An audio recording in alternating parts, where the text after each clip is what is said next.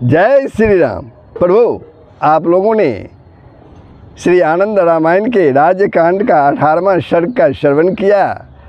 उसका प्रसंग था श्री राम का दक्षिण देशस्थ रामनाथपुर के ब्राह्मणों को श्री राम मुद्रा से अंकित शिलालेख प्रदान करना, राम मुद्रा की निर्माण विधि, दान की महिमा, हनुमान जी का रामनाथपुर में शिला को प्रतिष्ठित करना, हनुमान जी का उदार राघवेश नामक शिवलिंग की स्थापना करना। ये प्रसंग आप लोगों ने सुना था। अब हम लोग प्रभु 19वें सर्ग में प्रवेश कर रहे हैं और उसका प्रसंग है श्री रामदास का अपने शिष्य विष्णुदास को रमापति श्री राम की प्रातः जागरण से लेकर शयन पर्यंत यानी सोने तक की मांगलिक दैनिक चर्या बतलाना। तो प्रभु प्रसंग प्रारंभ हो उसके पूर्व आप लोगों से नम्र निवेदन है कि यदि आपने वीडियो को सब्सक्राइब नहीं किया है तो अवश्य ही सब्सक्राइब कर देंगे, बेल आइकन को दबा देंगे, कमेंट करेंगे, शेयर करेंगे। जय श्री हरि, जय श्री राम। तो प्रसंग प्रारंभ होता है। गुरु श्री रामदास जी अपने शिष्य से बोले, अब मैं श्री रामचंद्र की वह मंगलकारिणी दिनचर्या बताता हूँ जिसे अपने राज्य काल में उन्होंने लोगों को शिक्षा देने के लिए आचरित किया था। तुम उसका श्रवण ध्यान पूर्वक करो।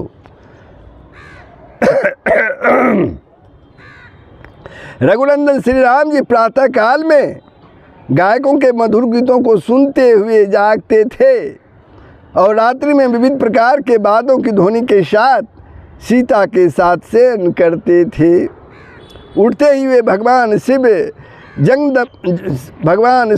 जगदम्मा पार्वती, अपने गुरु पिता दशरथ, देवताओं, पुण्य तीर्थों, सभी माताओं, देव मंदिरों, विविध पुण्य क्षेत्रों, नैमिषारण्य आदि 12 अरण्यों, हिमवान आदि पर्वतों, सभी सागरों, महानदों एवं पुण्यदायिनी नदियों आदि का प्रातः स्मरण करके के बाद ही वे सीता जी को देखते थे।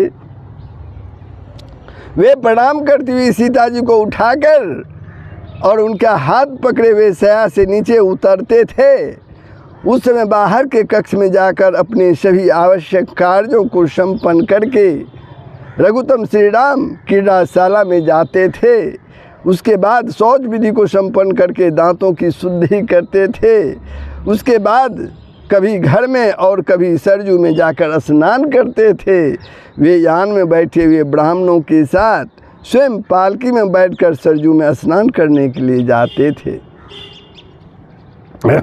तट पर पहुँचते ही वे पालकी से उतरकर पैदल ही सरजू के समीप जाते थे और वहां पहुंचकर सरजू जी को प्रणाम करते और दक्षिणा सहित तांबूल के साथ नारियल फल को उनके समक्ष रखते थे। पुनः सरजू जी को प्रणाम करके उनकी स्तुति प्रार्थना करते थे। उसके बाद ब्राह्मणों द्वारा होने वाली वैदिक मंत्रोच्चारण ध्वनि के साथ तीर्थ स्नान की विधि से स्नान करते थे।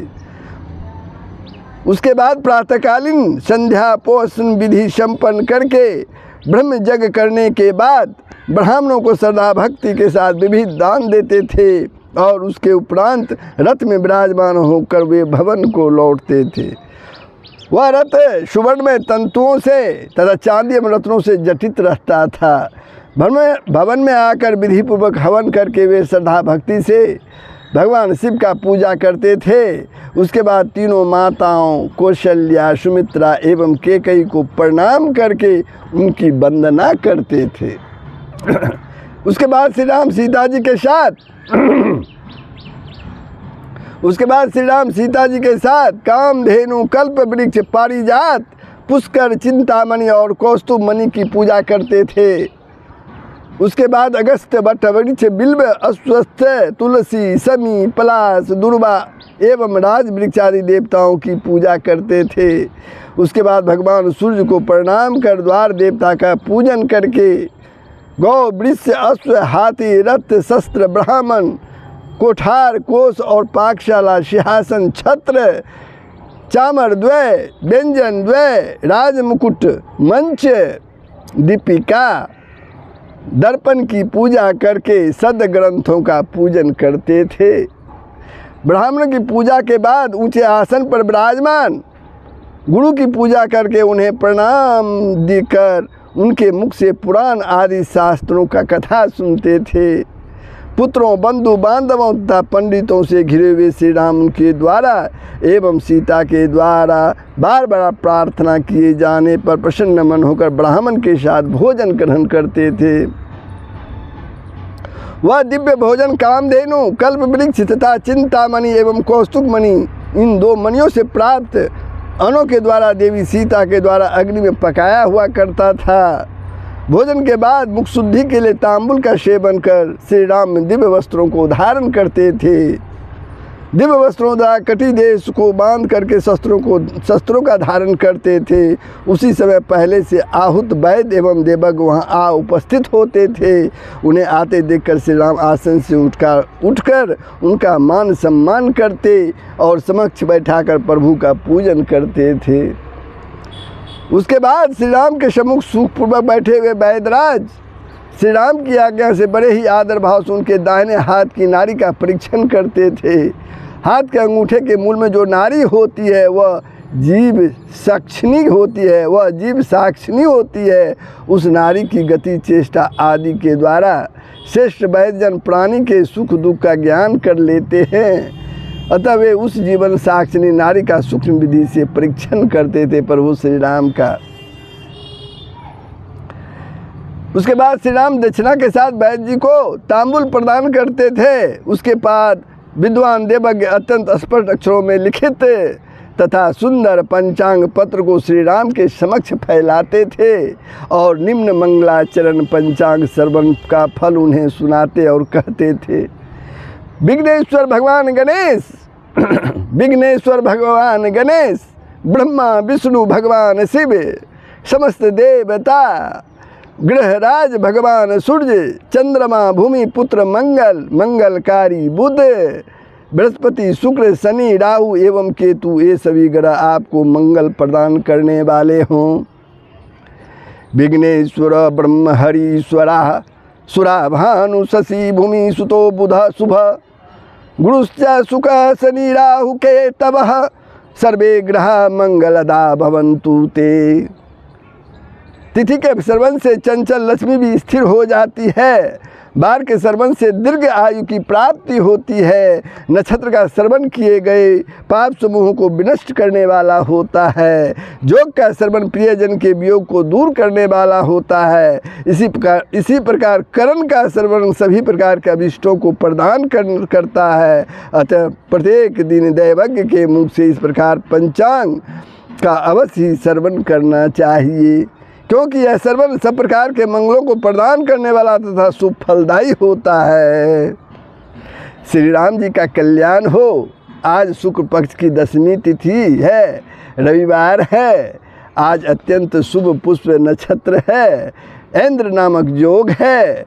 बॉब नामक मंगलदायी करण है। हे रघुश्रेष्ठ, चंद्रमा कर्क राशि में स्थित है। यह चैत्र का महीना है। यह बसंत ऋतु है। आप आनंद पूर्वक राज्य शासन करें। इस पृथ्वी तल पर आप चिरकाल तक बने रहें। सभी लोग सुखी होवें। सभी लोग सभी प्रकार के रोगों से दूर रहें। सभी लोग मंगलमय दिन देखें। कोई भी किसी प्रकार से दुखी ना हो। सर्वे अपि सुखिनः सन्तु, सर्वे सन्तु निरामया, सर्वे भद्राणि पश्यन्तु, मा कदिष्ट दुःखमाप्नुयात्। ज्योतिर्विद द्वारा कहे गए इस प्रकार के पंचांग तथा मंगल गीत का श्रवण करके रघुनंदन श्री राम उन्हें तांबुल सहित दक्षिणा प्रदान करके प्रणाम किया। उसके बाद शीघ्रता से मालाकार ने श्री राम के समीप में उपस्थित होकर बांस की टोकरी में रखी हुई फूलों की सुंदर सुंदर मालाओं को उन्हें निवेदित किया। श्री राम ने सभी को माला पहनाकर स्वयं भी माला धारण कर ली। उस समय वहाँ नाई पहुँचा और सोने के चौखट में जटिल दर्पण उन्हें दिखाने लगा। तब रघुनंदन श्री राम दर्पण में अपने मुख की शोभा को देखने लगे। उनकी मुख चंद्रमा की चांदनी के समान उज्जवल मुस्कान से भरा हुआ था। इस प्रकार शुभ लक्षणों से संपन्न अपने मुख को दर्पण में देखकर उन्हें बहुत ही संतोष हुआ होता था। उसके बाद हाथों में प्रज्वलित सुगंधित धूप लिए एक सेवक आकर उनके समक्ष धूपदानी रखकर सेवकों के साथ श्री राम के सामने बैठ जाता था।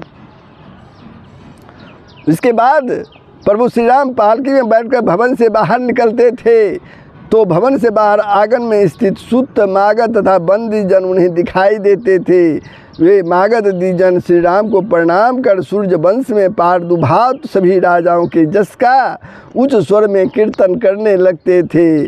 उसके बाद बंदी जन रावण आदि राक्षसों के वध आदि उनके उत्तम चरित्रों का गान करके उनकी स्तुति करते थे,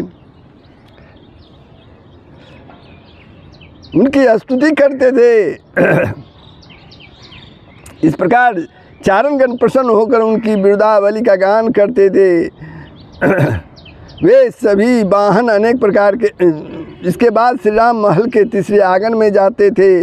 वहाँ वे श्रेष्ठ हाथियों, घोड़ों, पालकियों तथा रथों का निरीक्षण करते थे। वे सभी वाहन अनेक प्रकार के अलंकारों से मंडित तथा उत्तम उत्तम वस्त्रों से सुशोभित रहते थे। तदंतर राम पांचवें आंगन में आते। चतुर्थ आंगन के बाद वहाँ पुष्पक विमान, पुष्पक वाटिका तथा हाथों में अस्त्र शस्त्र धारण किए बहुत से दूतों को देखते थे। उसके बाद श्री राम राजमहल की छठी कक्षा में प्रवेश करते थे। वहाँ घोड़ों पर सवार हुए दोनों हाथ जोड़े हुए हजारों वीर सैनिकों से मिलते थे। उसके बाद श्री रघुनंदन सातवीं कक्षा में स्थित अपने राजसभा को जाते थे। वहाँ जाकर पालकी से उतरकर वे धीरे धीरे अपने राज सिंहासन की ओर बढ़ते थे। वे सिंहासन को अपने दाईं ओर करके उस राज सिंहासन को प्रणाम करते थे और धीरे धीरे सीढ़ियों पर चढ़ते हुए शेष सिंहासन पर विराजमान होते थे, जो अत्यंत उत्तम रमणीय छत्र सुशोभित रहता था। सिंहासन पर स्थित प्रभु श्री राम के ठीक पीछे लक्ष्मण, दाहिनी बगल में भरत, बाईं ओर शत्रुघ्न और सामने नीचे वायुनंदन हनुमान स्थित होते थे। श्री राम की वायव्य दिशा में सुग्रीव, ईशान कोण में राक्षस राज विभीषण, आग्नेय दिशा में युवराज अंगद और नैर्तन्य कोण में ऋक्षराज जाम्बान स्थित हो जाते थे। श्री राम के चारों ओर पूर्वासी खड़े रहते थे और उनके समक्ष सभी राजा हाथ जोड़े खड़े होते थे। श्री राम के दाहिने और बाएं दोनों पार्श्वों में ऊंचे सिंहासनों पर ऋषि मुनिगण विराजमान रहते थे। श्री राम के समक्ष वही सभा में क्रमशः वीर सैनिक तथा दूत स्थित रहते थे। अपनी राजसभा में इस प्रकार से विराजमान प्रभु श्री राम राज्य शासन संबंधी अनेक आवश्यक कार्यों को संपन्न करने के बाद शेष कार्यों को करने के लिए भाइयों तथा पुत्रों को आदेश देकर विविध प्रकार के कौतूहलों आदि को देखते हुए पुनः अपने भवन में प्रवेश करते थे। उस समय गौमुख आदि वाद्यों की ध्वनियाँ हुआ करती थी। भवन में प्रवेश करते समय बजने वाले वाद्यों की ध्वनि सुनकर जनक नंदिनी सीता शीघ्रता से हाथों में जल का पात्र लेकर उनकी प्रतीक्षा में खड़ी हो जाती थी। श्री राम की पूर्व की तरह क्रमशः सातों आंगनों को पार कर कार्यकर्ताओं को उनके योग्य काम सौंपकर तथा उन्हें संतुष्ट करते हुए भाइयों तथा पुत्रों के साथ भवन में प्रवेश करते थे। भवन में जाकर श्री राम पीले रेशमी परिधान को धारण की हुई जनक नंदिनी सीता से मिलते थे। उस समय वे अनेक प्रकार के अलंकारों से अलंकृत होकर स्नेहपूर्वक उनकी ओर देखा करती थी। उसके बाद श्री राम जल का स्पर्श करके लक्ष्मण आदि भाइयों को विदा कर सीता जी का हाथ पकड़कर अपने भवन में प्रवेश करते थे। वे उस दिन राज भवन में हुए कार्यकलापों तथा देखे गए कौतुकों आदि का वर्णन बड़ी प्रसन्नता पूर्वक सीता को सुनाते थे। उसके बाद भोजन करने के लिए सभी को संदेश भिजवाते और स्वयं स्नान करने के अनंतर मध्याह्न संध्या आदि कर्म संपन्न करते थे। पितरों का तर्पण करते और भगवान शिव को नैवेद्य अर्पित करते। उसके बाद बलि वैश्वदेव कर्म करके भूत बलि प्रदान और पितृभ्य स्वाधा कहकर पितरों को संतुष्ट करते। वहाँ वे सीता के साथ मध्याह्नकालीन विश्राम सभी भोजन करने के पास वहाँ वे सीता के साथ मध्याह्नकालीन विश्राम करते थे। उस समय दिव्य वस्त्रालंकारों से विभूषित सेविकाएँ उन्हें पंखा झला करती। कुछ ही समय बाद सीता जाग उठती और रमापति श्री राम भी उठ जाते। उठने के अनंतर सीता सहित श्री राम सुख शारिका के साथ मनोरंजन करते थे। उसके बाद श्री राम द्राक्षा मंडप में प्रवेश कर वहाँ विद्यमान जल यंत्रों की शोभा देखते थे। वे फिर पिंजरों में स्थित विभिन्न पक्षियों की मधुर बोली का आनंद लेते थे। यह सब हो जाने के बाद वे सीढ़ियों से चढ़कर महल के ऊंचे अग्रभाग से अपनी पूरी अयोध्या की शोभा का दर्शन किया करते थे। वह पूरी अनेक प्रकार के वन उपवनों, उद्यानों, हाट बाजारों तथा गलियों से अत्यंत सुशोभित रहती थी। उसके बाद प्रभु श्री राम गौशाला में प्रवेश कर गौओं का दर्शन पूजन करते थे। उसके पश्चात श्री राम सेविकाओं से घिरी हुई सीता जी को वापस भवन में भेजकर भवन के द्वार के समीप उस स्थल पर जाते थे जहाँ लक्ष्मण आदि स्थित रहते थे। लक्ष्मण आदि को साथ लेकर श्री राम अश्वशाला में जाकर अश्वों का निरीक्षण करते थे। उसके बाद गजशाला, उषशाला, शस्त्रागार और व्याघ्रशाला का अवलोकन करते थे।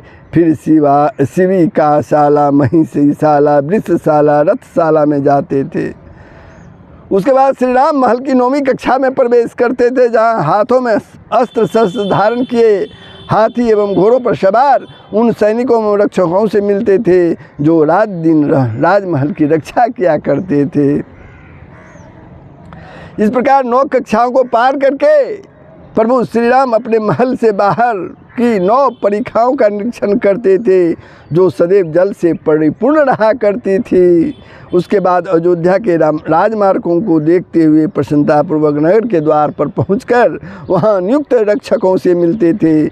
इस प्रकार अयोध्या की 9 कक्षाओं को पार कर उसके बाहर चारों ओर स्थित अग्नि एवं जल से परिपूर्ण 9 परिखाओं को देखते हुए प्रभु श्री राम वन उपवनों की शोभा देखकर आनंदित होते हुए भाइयों तथा पुत्रों के साथ सरजू के पवित्र तट पर आते थे। वहाँ सरजू में नौका पर विराजमान होकर कुछ क्षण वहाँ नौका विहार करने के बाद तट पर स्थित सेना के शिविर में जाते थे। वहाँ कुछ समय रहकर प्रभु श्री राम शीघ्र ही अपनी पुरी में आ जाते थे। फिर वे अपनी राजसभा में जाकर पहले के समान ही लक्ष्मण आदि भाइयों तथा सेवक जनों के साथ सिंहासन पर विराजमान हो जाते थे। वहाँ राज्य के अनेक आवश्यक कार्यों को परिपूर्ण कर वे अपने भाइयों के पुत्रों को शेष कार्यों को परिपूर्ण करने का दायित्व सौंप कर पहले के समान ही अपने भवन में प्रवेश करते थे। सायंकाल होने पर वे सायंकालीन संध्या विधि संपन्न करके हवन आदि कृतों को पूर्ण कर गंध, अक्षत तथा पुष्प आदि उपचारों के द्वारा भक्ति पूर्वक भगवान शिव की पूजा करते थे। उसके बाद ब्राह्मणों, भाइयों तथा पुत्रों के साथ भोजन आदि करके पालकी पर आरूढ़ होकर पालकी पर सवार होकर वे देव मंदिरों के दर्शन के लिए निकलते थे।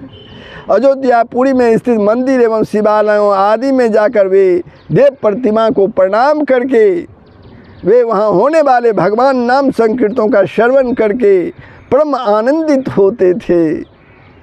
उसके बाद देवताओं की सवारी की शोभा यात्रा का आनंद लेते थे। उसके बाद ब्राह्मणों के साथ हाट बाजार तक गलियों में होते हुए वे रत्नों के दीपकों के प्रकाश में अपने भवन में प्रवेश करते थे। वहाँ अपने भाइयों तथा पुत्रों के साथ अनेक प्रकार की कथा वार्ताओं को संपन्न कर अर्धरात्रि में अपने शयनगिरी में प्रवेश करते थे। वहाँ जनक नंदिनी सीता के साथ अनेक विनोद की बातें करते हुए सुखपूर्वक शयन करते थे। ये थी रमापति श्री रामचंद्र की दैनिक चर्या का वर्णन जो गुरु रामदास ने अपने शिष्य विष्णुदास को सुनाया था। ये प्रसंग प्रभु अब यहीं समाप्त होता है। ये प्रसंग कैसा लगा कमेंट के माध्यम से बताएंगे, शेयर के माध्यम से दूसरों को भी श्रवण करने का मौका देंगे। जय श्री राम। सबका कल्याण होगा, पूरे विश्व का कल्याण होगा, यही सनातन धर्म का मूल तत्व है। जय श्री हरि।